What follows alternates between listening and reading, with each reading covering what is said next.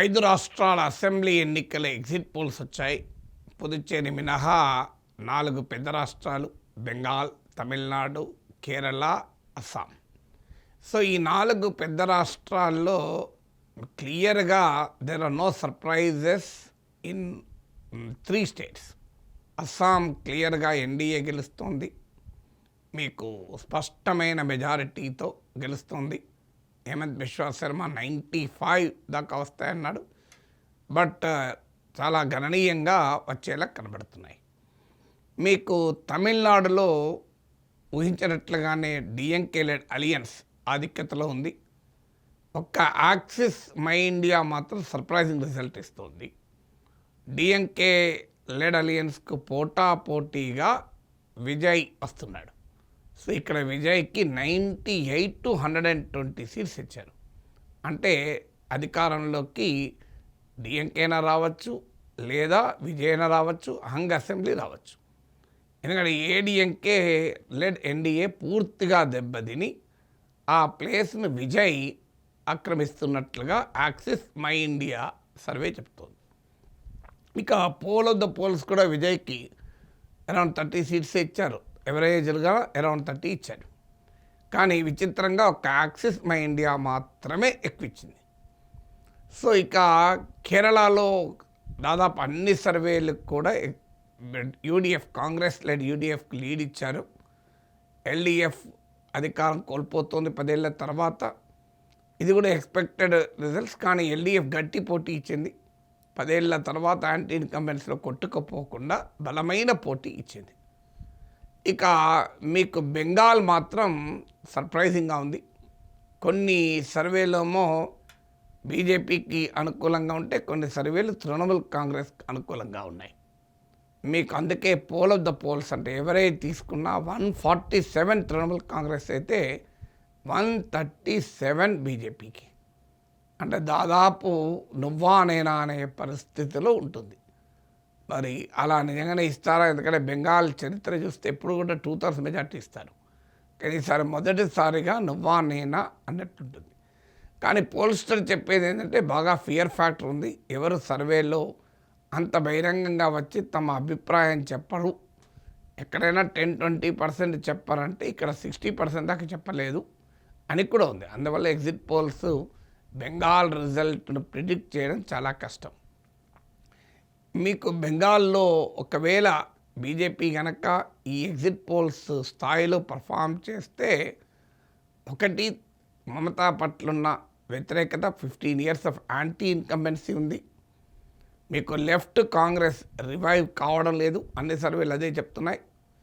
అందువల్ల మీకు polarisation Trinamool versus బీజేపీగా polarisation స్పష్టంగా కనబడుతుంది. బీజేపీ ఇక్కడ ముస్లిం అపీజ్మెంట్ పాలిటిక్స్ మమత చేస్తోంది అని ఆరోపిస్తూ హిందూ కన్సాలిడేషన్ అటెంప్ట్ చేసింది. దాంతోపాటు కొన్ని కమ్యూనిటీస్, రాజ్వంశీ వాళ్ళు తమ లాంగ్వేజ్కు కాన్స్టిట్యూషన్ స్టేటస్ 8th షెడ్యూల్లో చేర్చాలనే డిమాండ్ ఉంది. దానికి బీజేపీ అంగీకరించింది. కుద్మీ లాంటి కాస్ట్ షెడ్యూల్ ట్రైబ్ స్టేటస్ అడుగుతున్నారు. బెంగాల్ ప్రభుత్వంపై వాళ్ళ కోపంతో ఉన్నారు. అలాంటి కొన్ని పర్టిక్యులర్ కాస్ట్ ఐడెంటిటీస్ను బీజేపీ ప్రయత్నించింది తనకు అనుకూలంగా. ఆఖరికి దేశ రాష్ట్రపతిని కూడా రంగంలో దించి సంతాల్ ఆల్ ఇండియా సమ్మేళనం కూడా పెట్టారు ఎన్నికల సమయంలో. సంతాల్ ఇదే ట్రైబ్, ఒరిస్సా, జార్ఖండ్, బీహార్, బెంగాల్ ఈ ప్రాంతంలో ఉండే ట్రైబ్. ద్రౌపది ముర్ము కూడా అదే ట్రైబ్కు చెందినవారు. సో సంతాల్ బెంగాల్లో ఉండే 7.5% ఎస్టీ పాపులేషన్లో 60%, 50 to 60% వాళ్ళే ఉంటారు.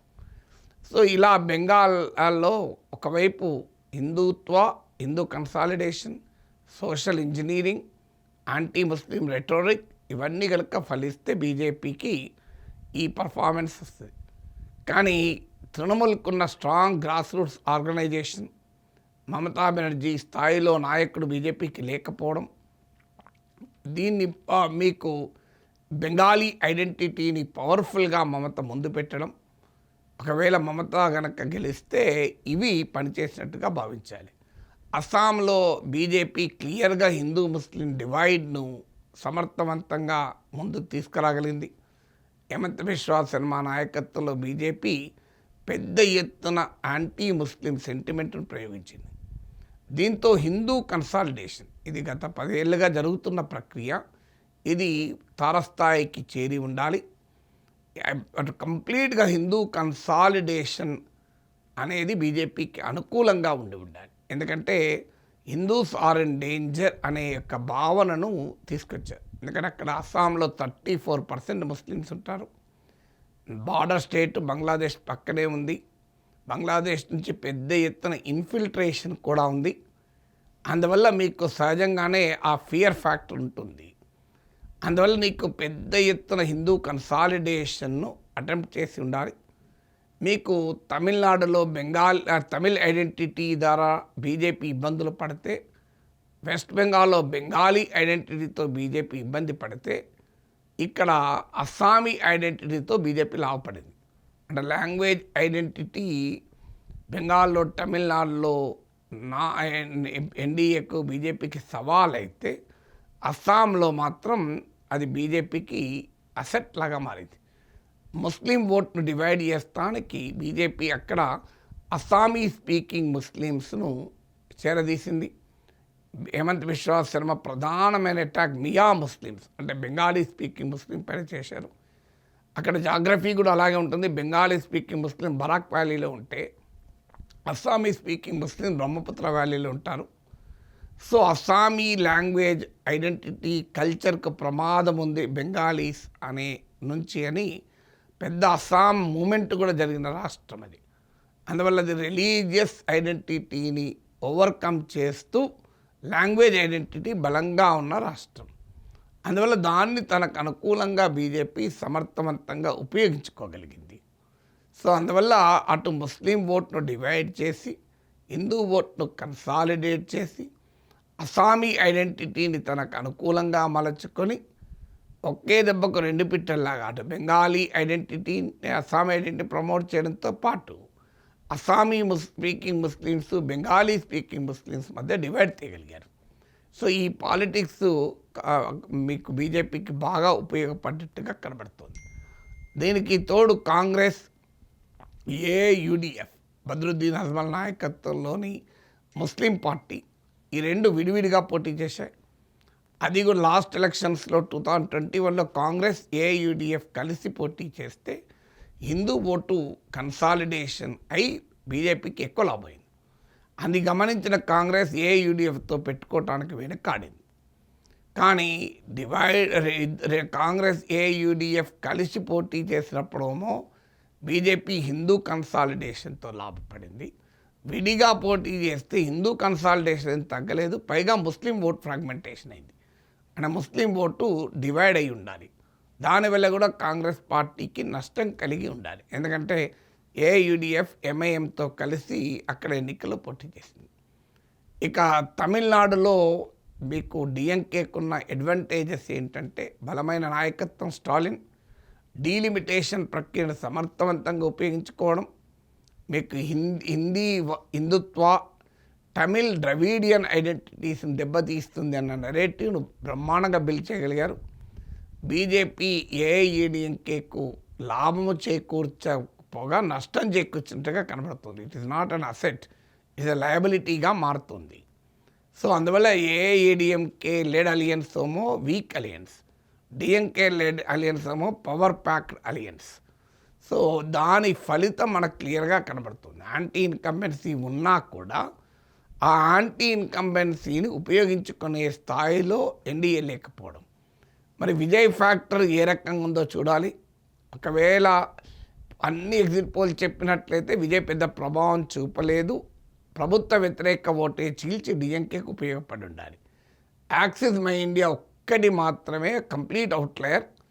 అసలు విజయ ప్రధాన ప్రత్యామ్నాయంగా ఉంటాడు డిఎంకేకు, ఈవెన్ అధికారంలోకి వచ్చినా ఆశ్చర్యం లేదు అని. ఎందుకంటే ఏడీఎంకేకు పూర్తిగా దెబ్బతింటుంది అని. అదే జరిగితే ఏఐఏడిఎంకే ఓటును పూర్తిగా గణనీయంగా తెచ్చుకొని డిఎంకే ఓటును కూడా కొంత లాగి ఉండాలి. కానీ that is only axis My India మాత్రమే చెప్తోంది, మిగతా ఏ ఎగ్జిట్ పోల్స్ కూడా చెప్పలేదు. ఇక మీకు ఈ ఓవరాల్గా చూసుకున్నప్పుడు ఆల్మోస్ట్ అన్ ఎక్స్పెక్టెడ్ లైన్స్లో ఎగ్జిట్ పోల్స్ ఉన్నాయి. బెంగాల్ది తేలదని ముందే చెప్పారు. కేరళలో చాలా టైట్ ఫైట్ ఉంటుంది అని ముందు నుంచి అంచనా. యూడిఎఫ్ కాస్త ఎడ్జ్ ఉంటుందని అంచనా. ఎందుకంటే అక్కడ 1-2 లక్షల ఓట్లతోనే ఫలితాలు మారిపోతూ ఉంటాయి. సో అందువల్ల చూడాలి, ఒక్క బెంగాల్ మాత్రమే ఏమైనా ఉంటే సర్ప్రైజ్ ఉండే అవకాశం ఉంది.